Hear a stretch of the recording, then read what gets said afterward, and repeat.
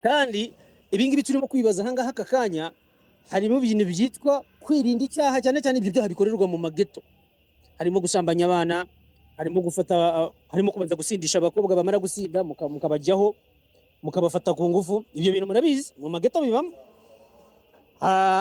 Ibyo bintu byose mukorera mu rugo, hakazamo n'izo mogi, hakazamo izo za cocaine, hakazamo izo mayirungi, hakazamo izo za electronic cigarettes.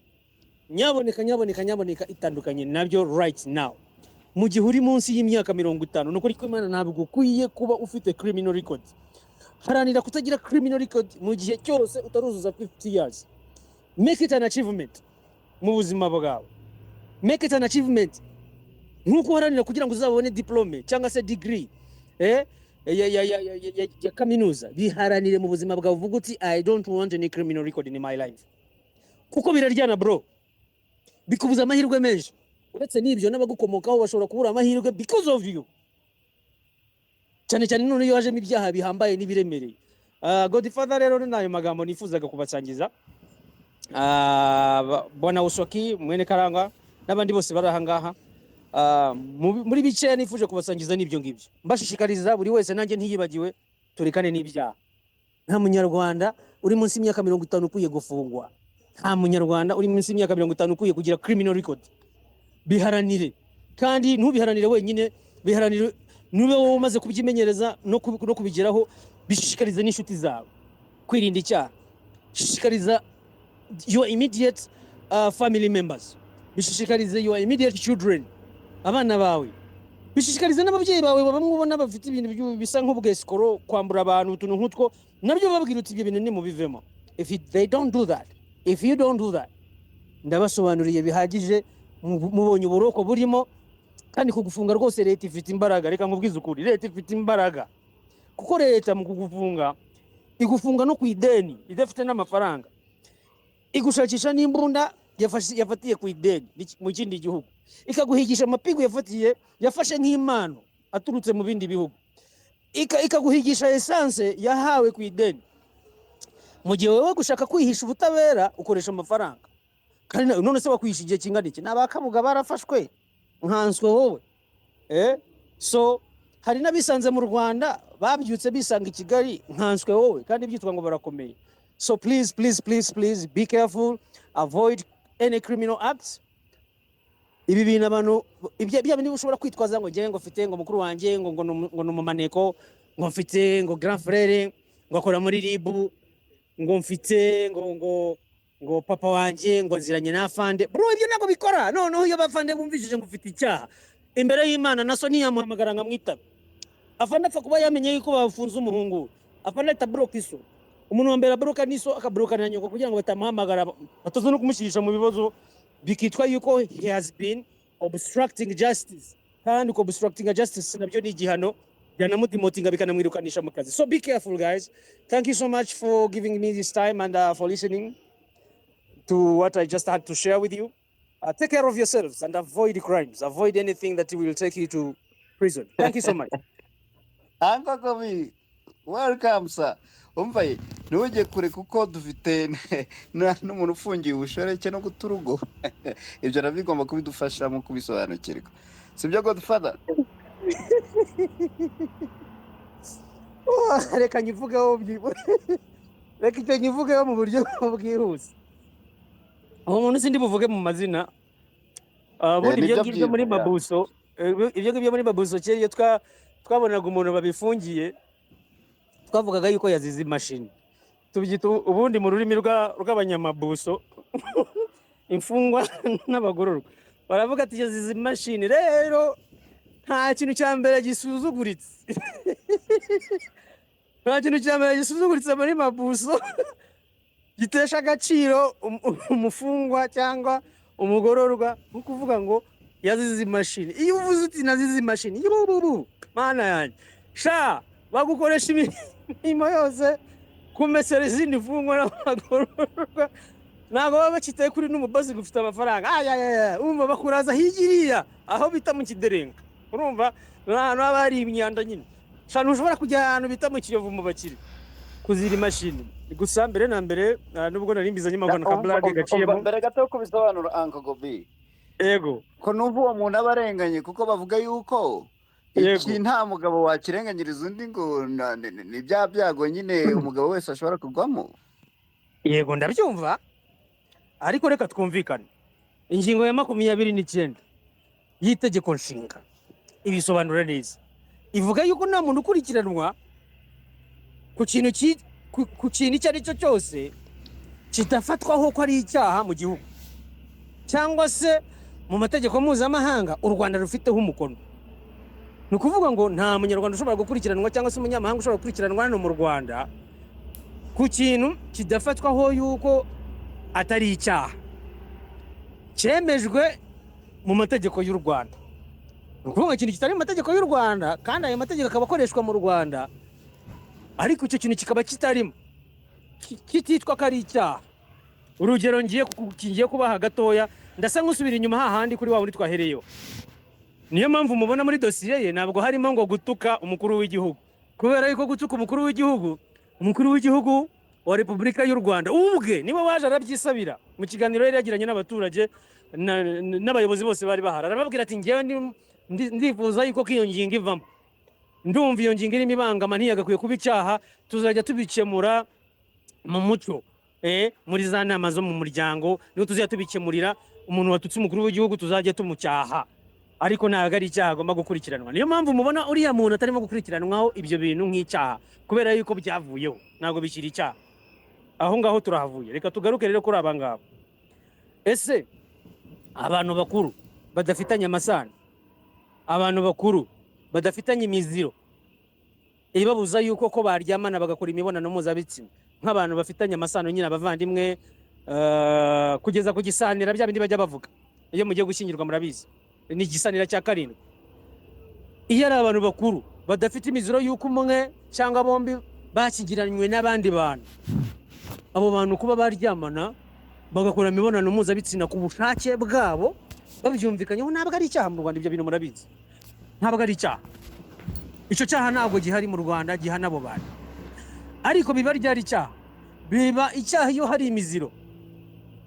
Cyane cyane reka dusige kuri icyo cyaha mwari muvuzeho, iyo hari imiziro nk'iyo ngiyo, umwe muri bo mu bantu babiri bagiye gusambana, umwe muri bo afite umugore cyangwa umugabo w'isezerano basezeranye ku murenge, cyangwa se bombi bafite basezeranye ku murenge ariko n'abandi bantu batari bo bombi ubwabo. Icyo gihe nibwo biba icyaha. Ese biba icyaha ryari?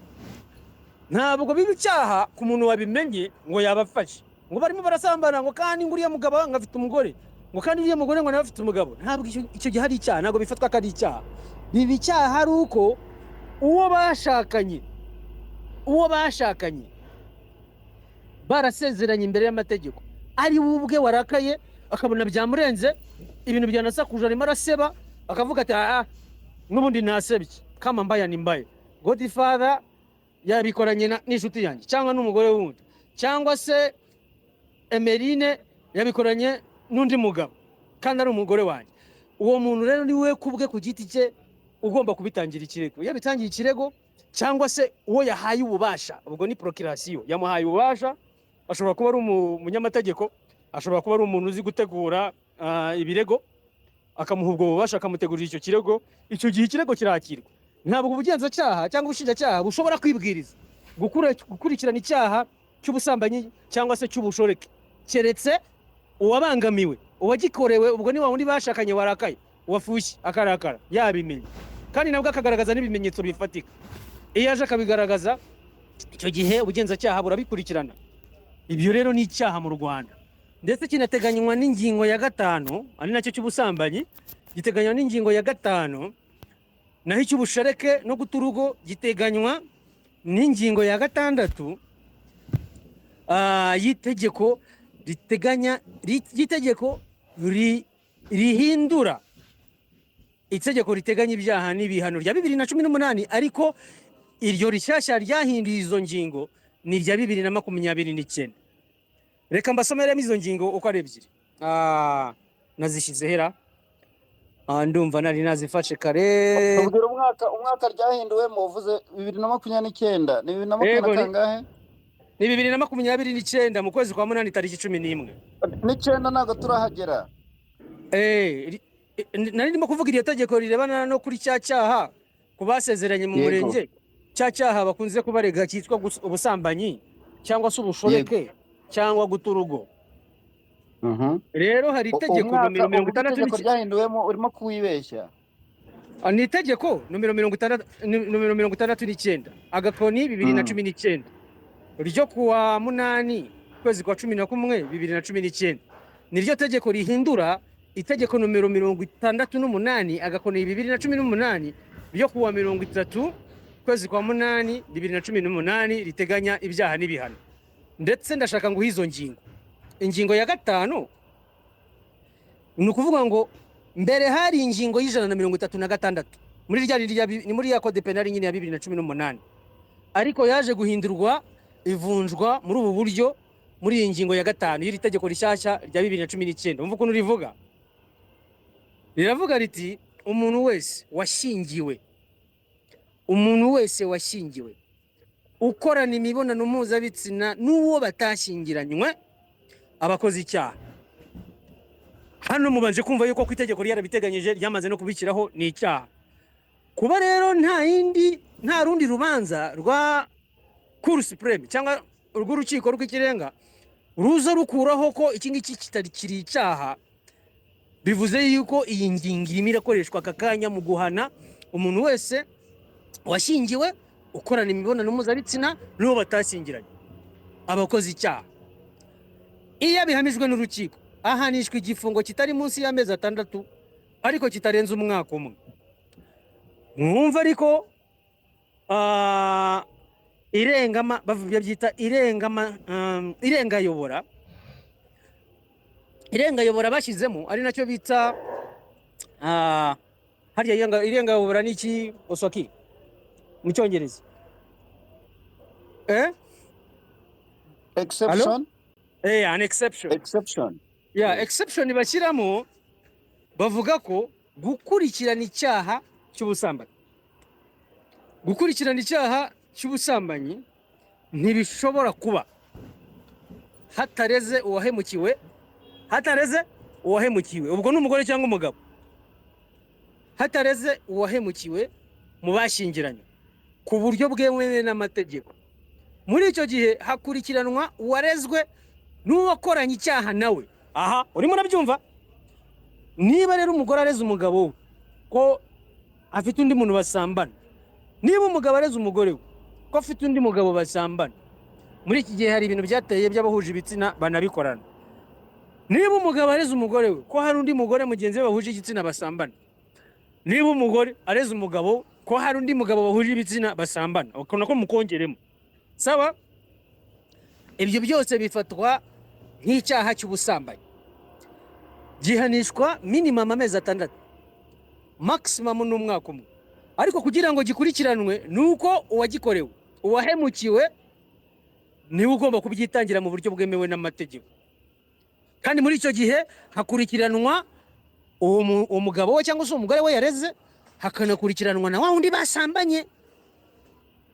Niyo mpamvu muri mukumva nyine ko hari abantu babiri mu rubanza ruri mu gucicikana muri iyi minsi, ko hari abantu babiri bari bafunzwe, ngo umwe yasanzwe ari umuyobozi, ngo hari n'ikindi kizungerezi nacyo gifunzwe. Umva rero ukuntu bakomeza bavuga uwahemukiwe. Iyi ni nota bene, mwumve iyi nota bene. Aravuga hati uwahemukiwe ashobora gusaba guhagarika ikurikirana ry'urubanza aho rwaba rugeze hose iyo yisubiyeho akareka ikirego cye. Ukureka urubanza cyangwa irangiza ryarwo bigira ingaruka no kuwakoranye icyaha n'uregwa. Ni ukuvuga ngo niba umugabo agira impuhwe ababariye wa mugore we yashinjaga icyaha cyo gusambana, cyangwa se niba umugore ababariye wa mugabo we yashinjaga icyaha cyo gusambana, iyo amubabariye agakuraho ikirego, ibyo bigira ingaruka no kuri wa wundi bari bafunganye nawe, burya abababariwe nawe burya ahita ababarirwa. Aha ngaha ni ku cyaha cyo gusambana. Ariko akenshi umugabo iyo bamureze cyaha cy'ubusambanyi ahita hiyongeramo ikindi, ahita hazamo ubushoreke no guta urugo. Ibyo byo murabizi cyane cyane ku bagabo. Ubundi mugabo ufite umugore ahantu runaka yakodeshereje inzu cyangwa aho bajya gukodesha icyumba mu ihoteli ahantu runaka, barabigize akamenyero, rimwe kabiri gatatu. Ibyo rero bivamo n'ikindi cyaha cyitwa guta urugo cyangwa se ubushoreke, ko yamugize umugore we. Icyo cyaha cy'ubushoreke nacyo kondisiyo nabasomeye muri ku cy'ubusambanyi nabyo ni kimwe, ndetse n'ibihano it's 6 months to 1 year. Ariko urumva nyine harimo n'izindi ngaruka zikomeye. Mwibuke Oswaki, wibuke mu mpamvu zituma abashyingiranywe byemewe n'amategeko umwe ashobora gusaba gatanya kandi bikaba byemewe automatically, ni uguprovinga yuko ko mugenzi we afite icyaha gisebeje yakoze. Kandi mu byaha bisebeje bimuteshereza agaciro n'icyubahiro harimo kuba arega umugabo we cyangwa arega umugore we ko yasambanye n'undi muntu kanaka. Iyo ngiyo ni automatic divorce. Noneho nta nubwo itegereza yuko ko bazagufungura. Iyo divorce rwose bayiburana wowe ufunze uri mageragere muri ya mezi yawe 6 kugeza ku mwaka, ujya kuvayo rwose n'imitungo barayigabanye. Urumva, ujya kugera hanze rwose we baranakunaze hanze, n'utwawe baratubikije kwa mudugudu cyangwa mu bavandimwe bawe niba baraje kudutora. So bagabo bagenzi banjye nanjye dore muri iki cyumweru mfite ubukwe, ntabwo nisize rwose. Kwa gatandatu nanjye mfite ubukwe, munsabire amahoro nanjye bizabe byiza bizacemo. Ndanabatumiye kandi mwese. Oswaki ufite invitation yanjye wana ubyibuke, nawe Godfather. Mu by'ukuri twigengesere, kuko kuzira imashini uretse n'ubugo gisebeje hano hanze, ndakurahiye iyo ugeze muri mabuso, iyo ugeze muri gereza, imfungwa zirakunyuzura, ziguhinshi, ziraguhondagura. Urumva, zirakunyuzura, ziraguhondagura kubwo kuzira imashini. Rero ndabinginze icyo kintu rwose twese hamwe twirinde bene ibyo byaha bisuzuguritse kandi bisebeje, sibyo? Nibyo ngibyo nifuzaga kuganira namwe uyu mugoroba. Mwakoze ku mwanya wanyu. Kugira umunsi mwiza. Utagenda abantu bakubaza ibibazo. Godfather urahari mwene Karangwa, kuri host wazamuye abantu bakabaza ibibazo umuhanga. So naho ubundi iriya dosiye y'ahahoze ibwami, icyicaro cy'ubwami, amakuru mperuka kubaza nuko bambwiye ko ikizungerezi kitari gifunze, kandi urumva amandi makuru mfite akaba ari umugore wareze umugabo. Noneho kibaza se ku bundi iyo bimeze gutyo bombi babafunga, ikizungerezi cyo kidafunze. Ndabizi wigengesera kuturusha, ufite icyo wabivugaho wabivuga. Urakoze. Mu by'ukuri izi manza ziracyari mu nkiko, niyo mpamvu nababwiye ni ntabwo ndi buzinjiremo muri detail, ku mpamvu yuko ibyo umuntu avugiye aha byafatwa nko gushaka kuyobya abatangabuhamya, ushaka kubapakiramo amagambo ngo bazatanga ubuhamya bupfuye mu rubanza. Niyo mpamvu ntabwo ndi bubyinjiremo, ahubwo icyo navuga ni byagorana ko hafungwa umugabo n'abasomye amategeko. Bivuze ngo rero byanze bikunze, niba umugabo arimo aregwa ubusambanyi cyangwa se ubushoreke, n'uwo basambanye nawe arafatwa, ndetse ariko mwibuke ngo ubugenzacyaha cyangwa ubushinjacyaha nibwo buhitamo impamvu zituma umuntu ashobora gukurikiranwa afunzwe, nibwo buzihitamo, cyangwa se bukanamuhitiramo kuba yakomeza gukurikiranwa akitaba urukiko ariko adafunzwe, akazajya rwitaba adafunzwe. Uwo muntu rero wo mu gitsina gore w'ikizungirizi aramuka adafunzwe ntibivuze ko ari umwere, ahubwo bishobora kuba we yarahawe exception yuko yakwitaba urukiko adafunzwe, ko ashobora kwitaba urukiko adakoze iki, adafunzwe. Impamvu zabyo ntabwo nge nazimenye, ubugenzacyaha n'ubushinjacyaha nibo bazizi impamvu bamuhaye iyo exception. Biramuka ariko bimeze sinabyemeza, ariko biramuka atari ko bimeze bivuze ko nawe ashobora kuba afunzwe, cyangwa se yanagaragaye muri urwo rubanza yagiye kubiburanaho. Urumva rero ntabwo byoroshye, gusa twirinde ibyaha muri rusange, twirinde ibyaha nshuti zanjye. Agatelefone kanjye rero gasigayemo 6%, ngiye kuba mbacitse gato, ndakomeza kubumva ariko ntarimo kuyikoresha. Murakoze. Ukwepye ibibazo sha. Wamwumvishe ariko reka tumushimire Oswaki. Rwose ngenda mushimira cyane, iyo arimo kuvuga ntabwo nkuraho, ni mpita numva nanakwishyura amafaranga y'ishuri kuko ntabwo nagize umugisha wo kwiga amategeko kereka introduction ntoya, naho ubundi anko arasoma afite n'ubwonko bukora kurusha ya mashini twavugaga. ngayo nguko hagatanga hanyuma y'ibisobanuro tubonye se dufite ibindi twarenzaho.